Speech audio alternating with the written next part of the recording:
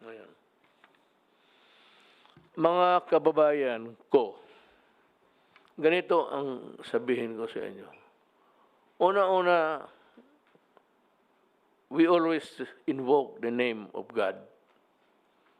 I thank the Lord for guiding the brains of other races, other than Filipinos.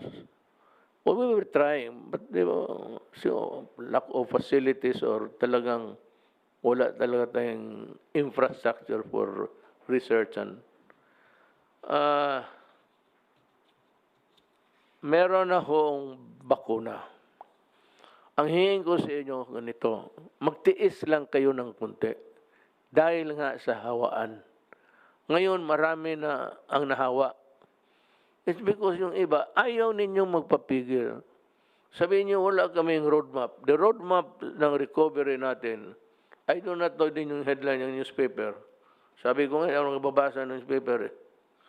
The roadmap, if it's about me, I do not read. Duterte, where is your roadmap? Hindi nga kami maka-roadmap because we were talking about a budget. Ito nung gabing ito. Hindi kami makaano ng, I could not have uttered a single sentence about roadmap to recovery. Kasi ang una talaga diyan, ang medicine. Now, sa meron na, except for the authorization, yung i-distribute na, at yung final approval, distribute na sa mga opisina nila dito, Pfizer, Moderna, for the public. I promise you, by the grace of God, I hope, by December, we would be back to normal. Huwag ninyo yung new normal. Kasi sabi ko nga noon, pag umpisa natin, hintayin lang natin yung vaccine. Hintayin lang ho ninyo. By December, kung makatiis kayo, kasi kung lalabas rin kayo, matamaan kayo, patay rin eh. Ang mayroon ng kasasabi ko nga, kaya ako saludo talaga ako sa Chinese. Kaya iba dyan, sige kayo daldal. Ang unang makuha nga natin siguro from China, Sinovac, China, Phase 3, Emergency Authorization, pati approval. Sinopharm, China, sa Wuhan pa, doon galing yung so this day. Sinopharm, Beijing, Moderna, nasa stage 4 na sila. Pfizer, Biotech, CanSino, Biological, China, sa third.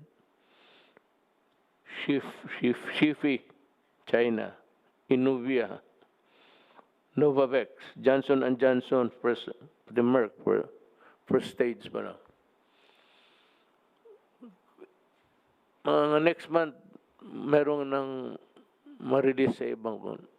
Ang mapabubuti lang nito, to our credit, is that we have remained friendly with China. And China was able to guarantee, sabi nila dito sa akin, that the Philippines would, ito basahin ko na lang, Chinese Embassy, China, to give priority to the Philippines once the COVID-19 vaccine is successfully developed, said spokesperson Wang Wenbin at the regular press conference on July 28, 2020. July 28, sinabi niyan. The Philippines is a friendly, close neighbor to China. Since the outbreak of COVID-19, the two countries have been standing together with mutual assistance, turning epidemic cooperation to a new highlight in Blatter. Nangako sila na may priority tayo. Ang the first three, China ang nanguna eh. Moderna pati yung Oxford AstraZeneca. It's a, ano ito, American o kung British, British. Now, ito ngayon, balik tayo sa, mabutit, nandiyan, dito yung cabinet. Magtanong sila, mabigyan ba kami, Mayor? Ito ang i-guarantee ko. Ang listahan ng mga tao na makatanggap ng pera noon sa hirap, ang una, ang nagbibigyan ng assistance, yun ang kategory natin. Ang mauna, yung walang-wala. At saka, of course, those in the hospitals. Yung mga sick na or dying. Ang una talaga yung mga tao sa listahan na tumatanggap ng assistance sa gobyerno. Ngayon, pangalawa, yung middle income. Libre to, hindi ko ito pagbili. Yung third, kagaya mo, Bong, Wendell, Sani, ikaw, General Lorenzana, General Anyo, ikaw ako nang yung para akin hatiin natin. Bigyan kita. Wendell is not sure. Alam mo itong mga military na ito, pobre ito. Mauna rin kayo. And also, my military and my police. Because I need a strong backbone. The backbone of my administration is the uniform personnel of government. Yung mga mayaman, wag na ninyo akong isipin kasi hindi ako nag-iisip sa inyo. Sorry na lang. Kayo kung maka-afford, pag nakita ka na ng papabakuna ka dyan ng libre, tsaka may mga tao na gusto ko injeksyonan uli ng COVID-19, dagdagan ko pa yung kagaw sa katawan. Ano bang kagaw sa Tagalog? Germs. Kagaw sa Bisaya. Kamu mga suburbiyo mga galit pa kayo sa akin. Kamu mga Cebu, nasuko pa sa ako. Anong gisaway ta mo? Ngano di ta mo sawayan during the critical period, kita na ko ang Cebu freewheeling, murag walay COVID. Motong ako ang inom pa sos Ginoo. Ako yung mayor nga to. Sipa nga buto. Pakaon ko ng inyong sunoy yung pakilaw ko na inyo tubangan. Kita mo, Cebu, ang spike ng Cebu, ang taas. Ito ngayon, sabihin ko sa inyo, pagtiis-tiis lang kayo, nandyan na eh. Sinabi ko, yun ang pinagdadasal ko sa Diyos. Na for God to guide the guiding light so that these guys can make the vaccine. Yun ang distribution. Ano yung listahan na tilungon ng gobyerno, sila ang mauna. Yung mga upper income, magbili na lang kayo. Libre to. Bilihin natin. Sunny will explain to you kung paano. So,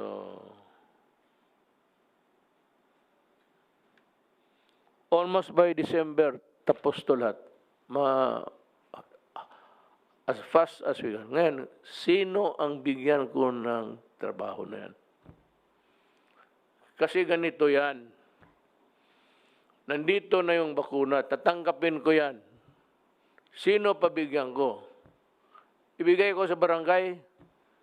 Barangay captain. Hali kayo. Sabihin niya sa leader niya. Yung si kapitan, wala yan, hindi nagtulong.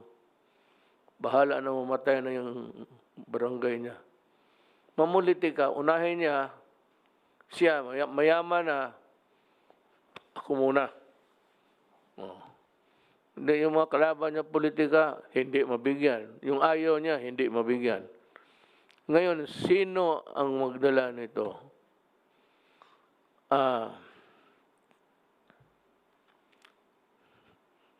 Military. Military lang. Bahala na. I'm asking the armed forces, asking General Luciana. Kayo man din ang there's the setup. May task force tayo. But the implementing arm, military. Punta lang kayo sa, really, I suggest that the military assign so many of the soldiers and policemen. Punta lang kayo ng ospital, may mga military doon. Punta lang kayo ng police station. Mga police, pakyan din nyo mabuti, ha. Ayaw ko nang magka-atraso kayo dito. Ngayon nagka-atraso, nagkamali. Kulong talaga yun. Punta kayo sa police.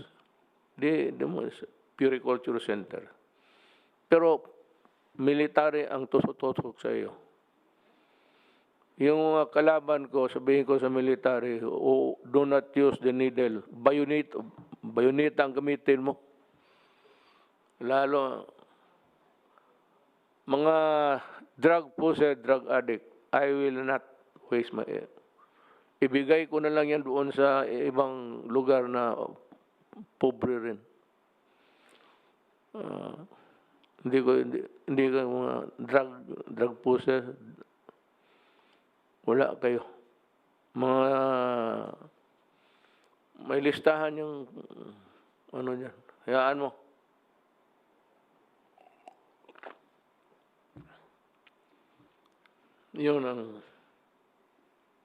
Yun ang utos ko. Yan ang gusto ko. Hindi maganda? Hindi talaga maganda. Yung mga tao, hindi pala tao sila. Tingin ko, mga drug possessed, drug lord, aso. Tingin ko sa kanyang aso. Hindi ako magtulong sa inyo. Sinisira ninyo yung Pilipinas. Pinapatay ninyo yung tao. So, we'll hear Sunny talk about dalawa. Kasi ang tinatanong ng anong gusto ng tao, sabi na, marinig lang nila kung anong plano mo. Wala pa akong plano kahapon kasi ngayon lang ito dumating eh. Itong balita sa vaccine. Yung ilan, yung kompleto na talaga. So Sunny will talk about it, where to get the money and how to go about going out of post-COVID Philippines. By December, I suppose. Sunny, can you? Well, thank you. May balita ho ngayon na in development na yung mga in advanced development na yung mga bakuna, the inoculation. So, as you mentioned ho, tatlong pharma companies from China at saka one from Britain at saka isang from the US, di ba? Are already on the third stage. At mukhang this might be approved by their FDA by around October. The October the trials will finish daw. And so before December, most likely ma-approve na po yung ng mga FDA nila, yung Food and Drug Administration. So when that happens, ang Department of Health ang mamili kung anong tamang bakunang bibilhin. Okay. Ngayon, may financing plan na ho kami dyan. Ang estimate ho ng Department of Health, we will need to vaccinate for free a minimum of 20 million people. Di ba? So I don't know if it's one vaccine or two shots. Two shots though. So we need 40 million vaccines. Doses. 40 million doses. Ang 40 million doses, times roughly $10 per dose, di ba? Is $400 million or roughly 20 billion pesos. Ang plano ho namin is we will use yung Philippine International Trading Corporation na under sa DTI bumili nitong bakuna, the ones chosen by the Department of Health. Tapos ite-turn over ho ito sa Department of Health para magamit nila sa mga poorest of the poor muna, yung first lowest 20 million in our country. So once that happens, the Department of Health now will put in their budget to pay this $400 million or roughly 20 billion pesos. And we can pay that over maybe 2 or 3 years. So babayaran na nila to the financing company, which is Land Bank and DBP. So kayang-kaya ho ng DBP at saka Land Bank i-finance itong purchase ng COVID virus of about roughly mga 20 billion pesos. So we have a plan and we can execute it as soon as the Department of Health chooses which vaccine or vaccines they want. Baka you'll choose several. So certainly by late this year, if it's available, we can already buy it. So it should be available for free to the lowest, to the poorest of the poor first in this country. So at $10 per dose, that should be around, siguro when they sell it, siguro mga 500 pesos per dose, or roughly 1,000, or maybe including the service and the transportation, siguro mga 1,200 pesos per treatment. So that's totally available. The financing is available for this program. Once the vaccine is available, I'm sure the economy now can be fully open, and we can start not the new normal, the normal life. We can go back to the normal life now. Sir, could you run us through, breeze us through with how the economy can recover? You just use the bold lines. Opo. The economy actually is already beginning to recover. Ang estimate ho namin, we hit already the lowest part of the economy, which was April, May. Yun ho ang pinakamababa as we can see. So it's already picking up now, and we are going to be seeing a pick up in business activity as we go on. Actually, it's already starting to pick up already now. We have a few problems. Among them, number one, yung transportation. Kailangan na we have to have more transportation available. We have to encourage people also to start spending spending money so that the economy can start picking up. In the meantime wala ho tayong problema sa liquidity. In other words, may pera. People are not short, the economy is not short of money. Number one. Number two, the inflation is relatively low. It's within our target. Number three, yung peso ho natin is the strongest in Asia. The strongest currency in Asia is the Philippine peso. It's stronger than the Japanese yen. So people have faith in us. We are able also to finance it by borrowing locally at saka borrowing internationally. So we're in good shape to take this to overcome this crisis. Alam mo, One thing that I would like also to remind people, lest they begin to misconstrue what we're saying.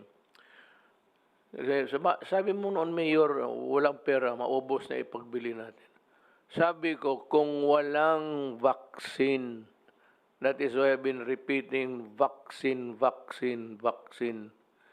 And kung walang vaccine, pag tumagal ito, maubos ng pera natin, maubos talaga. Sabi ko, magpasalamat tayo sa Diyos for guiding the hands and the brains of those people who made it possible to come up with a vaccine now. Nung sabi ko na kung wala, so bakit sabi may pera? May pera kasi mankind was able to arrest COVID on time. So it's about 6 months, meron ng glimmer of hope din. Now it's there actually in front of us. Bakit hindi madiretso galing China? Hindi yan kasi dadaan pa ng ating sariling clearance. Meron pa tayong food and drug. Baski na sabihin mo galing Amerika, galing China, galing United Kingdom, our experts have to see to it that it is not deleterious, it is not harmful to people. But what I'm going to stress again is that kayong mga tao, kayong naghihirap, huwag kayong slowly lang kasi yung hawaan.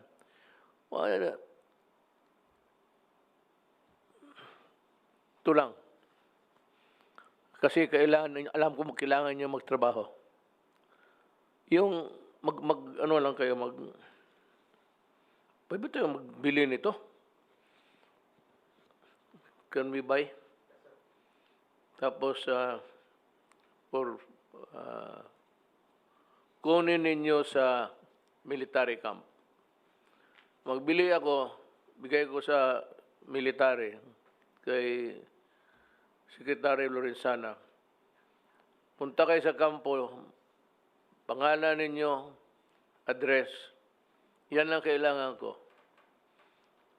Kailangan address. Tapos non-user of drugs. Kasi user ka, sabihin ko, sorry, wala kang bakuna, mamatay ka ng pakialam ko sa buhay mo. Galit ako sa inyo eh. Yun. Ang recover natin is normal na because I said we were able to arrest. Not us, but mankind or the Chinese, Americans were able to catch up with the COVID. So, napaiksi yung ating fears at ang ating lahat na pagdudusa. So, we are not going back to a new normal. It's going to be normal again unless this mikrobo na ito, bleaching ito, mag-mutate. Kasi yan, minsan nag-mutate eh. Ngayon, isang sungay lang, tinabukasan, may 5 sungay. Puta, another bakuna yan. Sigurado. But this time, I'm sure they're as near as they could ever be. Natabihan na nila yung germs eh. So gusto ko pang magsalita, gusto magdaldal, pero gusto ko lang magyabang. Nandito uli yung basahin ko lang ha. For the rest of the Philippines. For the rest of the Philippines. Minus ha. Yung minus to. For the rest of the Philippines, minus NCR.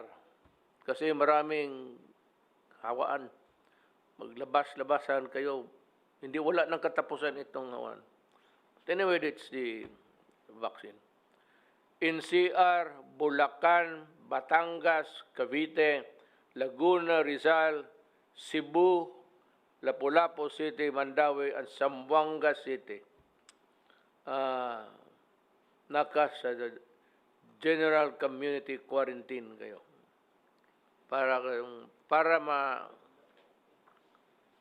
Para ma-shorten yung purgatorio ninyo.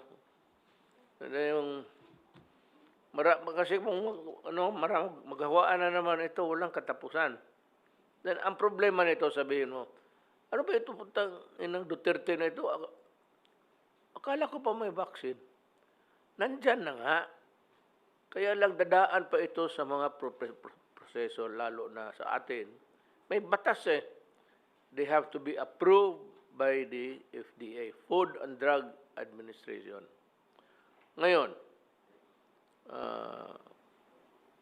kailan? Well, as soon as possible. Pagka sabi na, parang ministerial na yan, madali na yan, tingin na lang. Ngayon, yung may baka sa production, minsan may mga, anong tawag na itong yawa na ito? Itong lagyan sa medisina. The siren would be the, what do you call this, sir? Yung bayan. Yung mga bayan ng walang laman, i-reserve yan sa mga drug addict. Hangin yan, putang ina kayo. The rest of the Philippines, modified general community quarantine. Itong mga sinabi ko, mga Philippines, tiis-tiis muna kayo. Yun lang. Not Philippines, okay na. Modified general community. Kunting ingat lang, wag do not mix together and observe itong distancing, the distance rule. Yan lang hihingi ko sa inyo. Pero huwag kayong matakot. Hindi ako nagyayabang. May bright tayo na finance secretary. May military ako na maasahan ko. Ang hindi ko maasahan yung nagbibili tapos nagbabalato pa. Sabi ko na nga noon eh. Alam nila, before na sinabi ko na ito sigurado. Same story. Hindi bigyan yung kalaban, hindi bigyan kilala, suluhin ng lahat. So sabi ko ito ngayon, military. Nearest camp, nearest police station, may mga nurses yan. And volunteers, I am asking, yung mga nurse na walang trabaho, total, bakuna na ito, hindi naman ito may COVID. Basta mag-mask lang kayo. And of course, gloves. And ito, tingnan mo itong binigay na, tingnan mo ha, pag ginanong ko, alcohol. Yan. Kaya ako, kanina pa ako, sige, naglalaro ako, nag-enjoy ako, nag-sprout eh. Yung nanonood sa atin, alam nila, kanina pa ako, gano'n. Pero, hindi, sabi na ito si Duterte, loko-loko. Gago. Kung loko-loko ako, ikaw na sana ang na-presidente, hindi ako. Totoo yung sinabi ko, alcohol. Pag walang alcohol available, hindi ka naman pwede, lalo na mahirap. Magpunta ka lang dyan sa gasoline station niya pagkatapos magpatulo ng, that's disinfectant. Alcohol. Gas. Yung ginagamit yung gas mga magpatulo ka lang just to disinfect. Ang akala naman itong mga buang na nagsabi sa akin, Duterte, para sa inyo ang hindi nakakaintindi, sa totoo lang, hindi ako nagbibiro. Totohanan yun. Ang akala ninyo nagbibiro lang ako. Pero sa totoo, hindi rin ako nagbibiro. Kayong mga you try to go inside my brain. Yung kung walang iba, ano ang gawin niya?